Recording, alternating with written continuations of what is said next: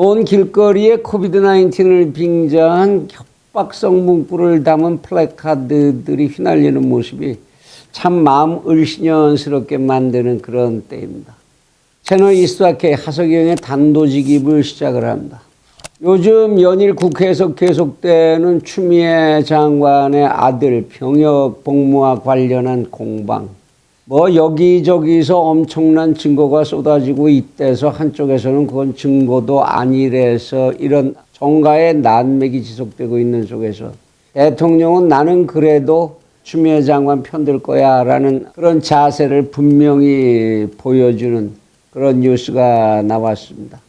근데 이런 때에 무엇보다도 참 걱정스럽다 싶은 것이 국민의힘, 정당이니까 뒤에다 탕자를 붙여줘야 되겠는데 이렇게 해놓으니까 또 탕자를 붙이기도 그렇고 안 붙이기도 그렇고 참 이름 하나 짓는 것도 이따위로 짓는지 모르겠는데 이 국민의힘이라는 세력, 이들이 보여주는 이 무기력함, 이건 도대체 뭔지 힘 빠진 사이다도 이것보다 맛이 없지는 않겠다. 그런 생각이 드는 거를 어쩔 수가 없습니다. 지금 시중에서는 반독재다 또는 반문재인이다, 반집권 세력이다, 반민주당이다 해서 국민들이 그쪽의 의견, 그러한 국민의 절반 이상의 의견을 반영해 줄 수 있는 정치권의 등장을 간절히 원하고 있는 이러한 때에 그 역할을 당당히 감당해야 하는 이 국민의힘, 이들의 무기력한 대응, 이건 도대체 왜 이래야 되는 건지 마치 한마디씩 내놓는다는 말이 꿈속 헤매다가 잠꼬대나 하는 것 같은 이런 모습에 지나지 않는 이들의 오늘의 행보, 행태, 오늘은 좀 그걸 좀 짚어봐야 되겠습니다. 이미 시중에서 국민의힘이요? 그거 이미 민주당이 이중대 됐잖아요. 이런 비아냥과 비판이 나오고 있는 상황에까지 이르고 있는데 이렇게 이 정당이 무기력증에 빠지게 된 이유, 그걸 짚어보지 않을 수는 없겠죠. 물론 이 정당이 이렇게 무기력증에 빠지게 된 데에는 분명히 몇 가지 이유를 쉽게 짐작할 수가 있습니다. 무엇보다도 이 집단들이 모여있는데 국회의원으로만 해도 100여 명이 이제 모여있는데 이들 국회의원 100여 명이 모두 한 곳을 쳐다볼 수 있는 공동이익과 공동목표를 이 집단이 가지고 있지 못하다. 이 집단이 형성된 뿌리부터가 그것을 불가능하게 만들고 있는 것이 아니냐. 이것이 아마 가장 큰 이유로 내세울 수 있는 것, 꼽아볼 수 있는 것이겠죠. 다선 의원도 있고 초선 의원들이 꽤 적지 않게 많이 들어가 있는데 다선 의원과 초선 의원들 둘 사이에 이해득실이 맞아떨어지지 않는다, 그런 얘기입니다. 다선 의원들이 가고 싶은 방향, 그들이 보여주고 싶은 행보, 그들이 쥐고 싶은 권력, 이것에 그대로 아직까지 정치 경험 일천하고 아는 것도 없지만, 그래서 요새 공부한다고 누구 명사들 초청해서 공부한다고 이제 바쁘다는데, 이런 초선 의원들이 또 그렇다고 그 다선 의원들 밑으로 들어가고 싶지는 않다. 그거는 아마 분명해 보입니다. 또 그렇게 초선 의원들을 그러지 못하게 이제 장악하고 있는 세력이 있기 때문이기도 하죠.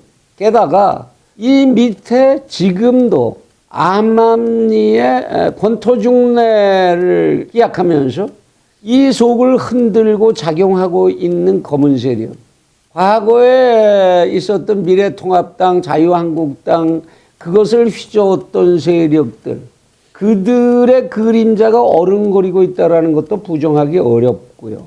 게다가 기준도 없는 통합을 한다고 해가지고 국민의당 소속들 국회의원들까지, 소속이었던 국회의원들까지 들어와서 지금 이 당의 주인 노릇을 하고 있는 거지요.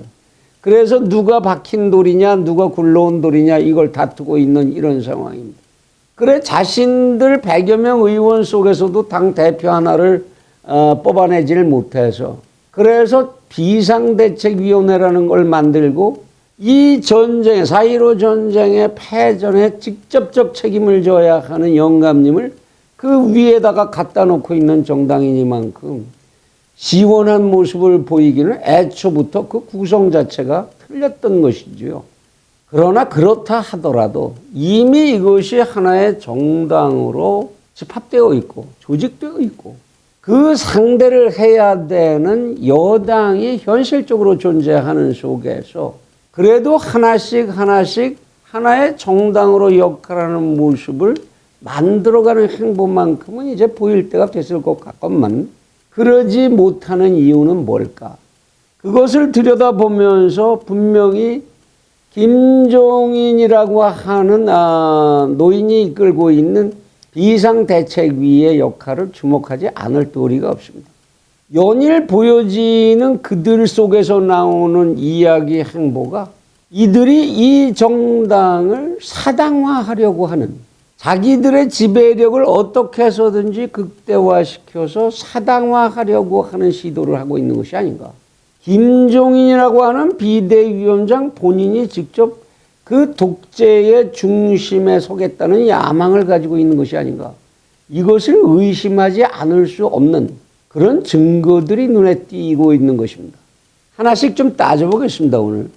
김종인 위원장의 광주 방문과 사죄의 행보. 거기에는 굉장히 많은 논란이 따라붙을 수 있는 것입니다. 물론 광주 민주화 운동을 누구도 대한민국 국민이 폄훼하려고 하지 않습니다. 다만 그 속에 그 민주화 운동에 가당치 않게 올라타서 행세해서는 안 되는 행세를 하고 있는 사람들, 그런 사람들이 적지 않게 많이 있다라는 것에 대해서 적지 않은 국민들이 많은 의혹을 가지고 있는 것 또한 사실인 그런 시점입니다. 이런 때에 김종인 위원장이 광주를 찾아가서 무릎을 꿇는다면 이러한 국민적 합의가 그냥 이루어지는 것이냐.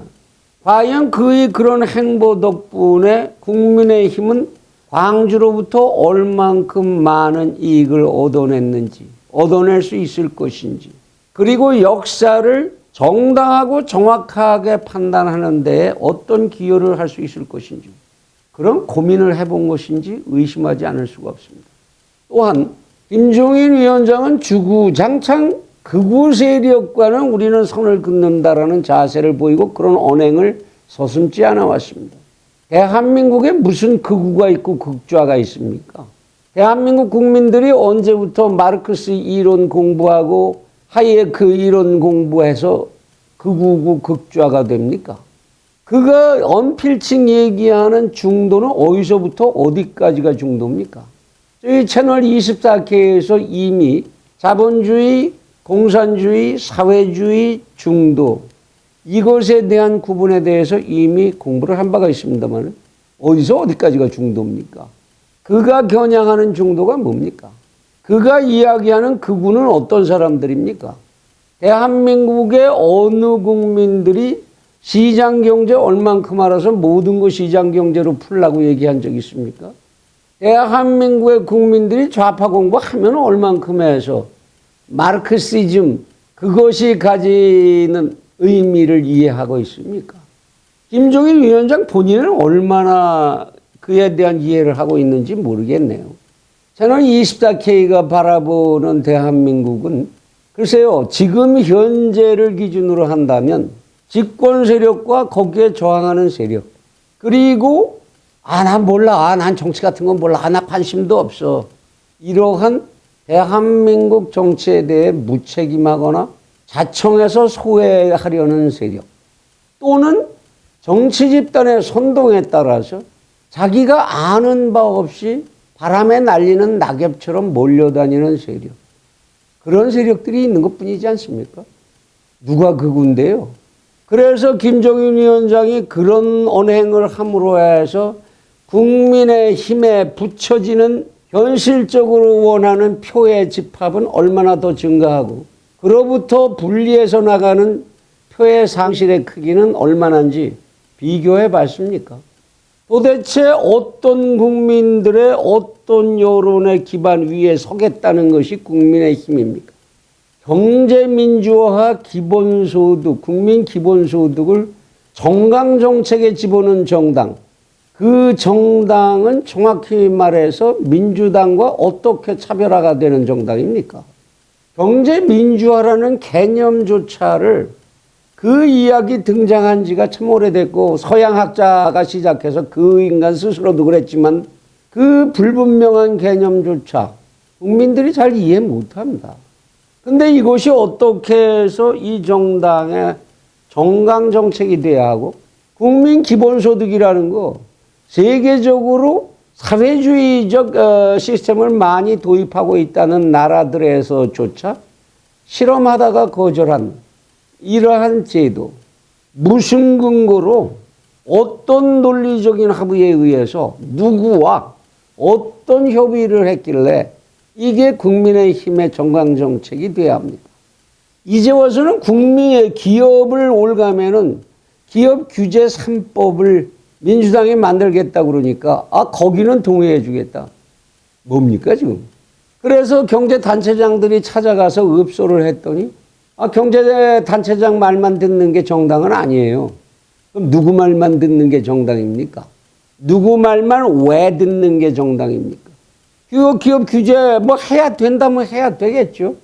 그런데 요는 그걸 찬성하겠다면 왜 찬성해야 되는지 그 결과에 대해서 어떤 것을 예측하고 있고 어떤 국익적인 효과를 계산하고 있다라는지를 명백히 국민들에게 알려주어야 하는 것 아닙니까? 그게 공당의 책무 아닌가요?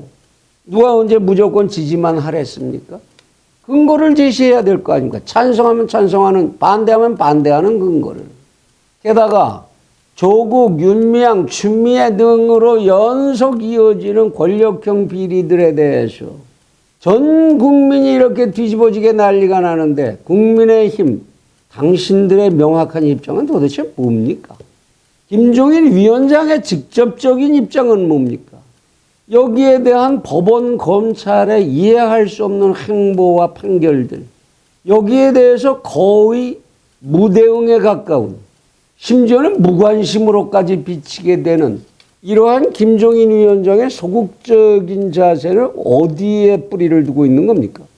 이러한 김종인 위원장의 행보, 광주 사과, 정강정책, 민주당 발의 경제법안에 대한 동조, 권력형 부조리 비리에 대한 무대응, 이것 이외에 한 게 뭡니까, 김종인 위원장?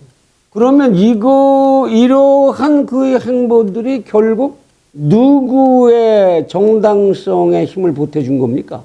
상대 정당의 정당성에다가 힘을 보태준 것밖에 아무것도 한 게 없는 것 아닌가요? 이러고 나서야 이 정당이 민주당 이중대가 됐다라는 비난, 그 비꼬는 말들을 피해가기 어렵겠는데요. 여기다가 요새 이제 막바지 단계에 들어간 4.15 부정선거에 대한 철저한 외면과 선긋기, 그 이유가 도대체 뭡니까? 원래 선거는 끝나면, 민주주의의 선거는 끝나면 패자가 승자에게 승복해야 되는 거야. 이 대범함에 대한 원리, 그것을 지키기 위해서 그러시는 겁니까? 작든 크든 투표에서 부정이 있었다고 하면 그것은 어떤 경우에도 명백하게 그 사실 여부가 밝혀져야 되고 재발 방지를 위한 조치가 마련되어야 그래야 민주주의의 기본이 서는 것 아니냐. 이런 가장 기본적인 질문도 스스로들에게 할 줄 모릅니까? 어차피 그거 해서 선거판 뒤집힐 것도 아니고 그런데 그렇게 말하면 됩니까? 그게 귀하들이 생각하는 법치입니까? 그럼 뭐 추미애 장관 아들이 그건 뭐 장관이 그 정도 좀 부탁 좀 한 게 뭐 대수냐, 그게 나라 뒤집어질 일이냐? 아니 대통령 바로 밑에 권력에 식하는 사람이 그 딸내미 좀 좋은 학교 좀 보내려고 뭐 몇 개 문서 좀 장난질 친 거 대수냐? 이렇게 얘기해도 된다는 얘기입니까 그럼? 게다가 요새 들으면 참 깜짝 놀라게 되는 내년 서울시장, 부산시장 보선의 후보 이야기. 그거 왜 비상대책위원장이 구체적인 이름 거명하면서 그거 다 내가 점지할 거야, 나를 거쳐야 돼라는 그런 발언을 겁도 없이 하는 겁니까 도대체? 대선에 누군 되고 안 되고 그 사람 얘기는 할 것도 없고 무슨 근거로 비대위원장이 그렇게 막강한 100여 명의 국회의원의 의견도 한마디 들을 필요가 없는 것을 만드는 막강한 힘을 가지는 겁니까? 그리고 초선 의원들 몰고 다니면서 공부해라 뭐 이러고 아주 점잖은 선배 영감님 말씀하시듯 해서 선배 원로 의원들하고 암암리의 선긋기를 조장하는 것 같은 행보, 이건 또 뭡니까? 자기와 동등하거나 거의 맞설 것 같은 이러한 무소속 의원들의 영입, 이거는 절대 안 되고, 외부에서 그런 인사들의 이름이 거론되는 것도 용납을 안 하네요. 이런 속에서 어떻게 이 정당의 김종인 사당화를 의심하지 않을 수가 있습니까? 새로운 독재를 어떻게 걱정하지 않을 수가 있습니까? 한 나라의 국익이라는 것은 제 아무리 뛰어난 식견을 가진 학자나 정치인이 있다고 하더라도 그 한 사람의 소신을 위해서 통째로 모든 것이 희생되고 이럴 수 있는 그러한 목표나 물건이 아닙니다. 별로 전 세계가 우러러보는 뛰어난 식견이나 새로운 학설을 가지신 것도 아니고, 이 국민들을 위로하고 이 엄혹한 때에 달래주는 분명한 카리스마를 보여주는 것도 아니고, 그런 노회한 한 정치인, 그 사람에 의해서, 그 사람의 계략과 그 사람의 탐욕에 의해서 대한민국의 국익이 훼손돼서는 안 됩니다.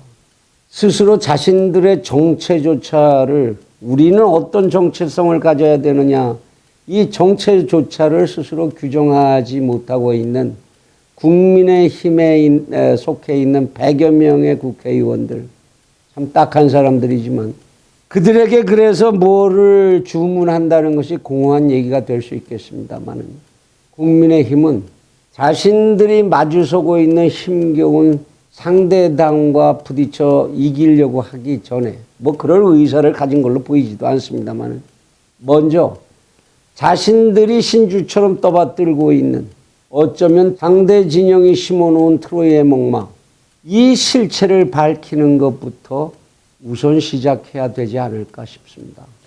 트로이의 목마를 성문 안으로 끌어들인 트로이의 백성들이 어떻게 됐는지 정말로 그것을 생각해야 할 때가 아닌가 싶습니다. 김종인 위원장에게 정말 부탁합니다. 당신께서 한 조각의 이 조국에 대한 애국심이라도 가지고 계시고 남은 게 있다면 스스로를 엄격하게 한번 성찰하시고 제야로 돌아가 주시기 바랍니다.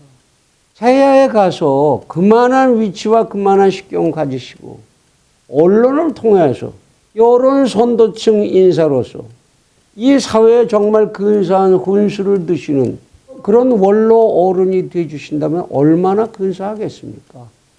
그게 더 낫지 않겠습니까?